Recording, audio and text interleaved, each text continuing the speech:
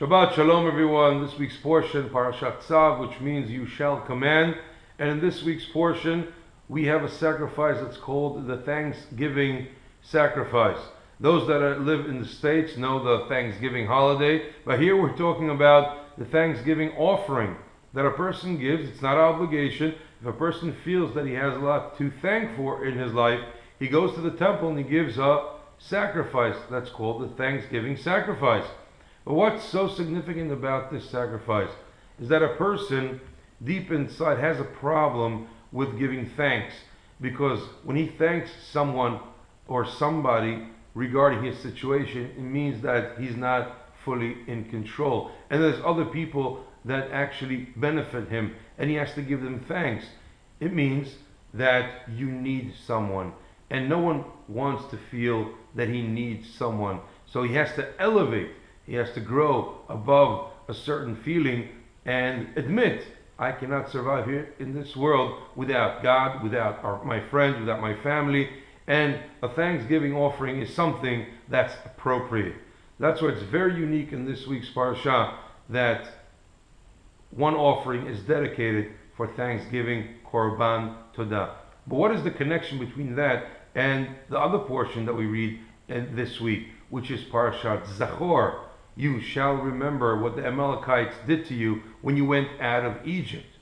It's a biblical commandment to remember. In all the synagogues all over the world, this Shabbat, everybody gathers around to hear this paragraph, this passage about remembering and actually wiping out the descendants of Amalek. Obviously not literally, but in the reading itself, remembering and then eliminating it from our memory. What is the connection between Thanksgiving and Zachor and remembering what the Amalekites did to us when we went out of Egypt? Amalek, the Amalekites, the Torah tells us and the sages tell us that they had a very unique type of approach to this world, and that is that everything is a coincidence. Mikriyut in Hebrew. What is coincidence? Everything that happens to you in this world, there is no reason, and it happens just like that. When you live in the world that everything is a coincidence, who are you going to give thanks to? Everything just happens. And therefore, you shall not thank anybody in this world, because everything is pure coincidence. And that's the nature of Amalek. We know that things happen from God, and therefore Amalek is not even a nation, but ideology that goes against something that is set from the time of Genesis. Things that happen don't happen just like that. But Amalek thinks so. We do not think that. And we say to ourselves, we have to wipe that ideology off the face of this earth.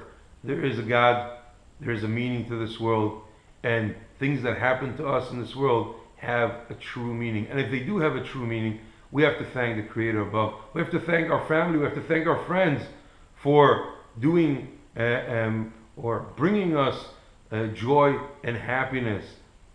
Nothing just happens. And that's why the Thanksgiving offering and eliminating and wiping out the memory of such ideology of coincidence come hand in hand. If there's no Thanksgiving, then Amalek rules.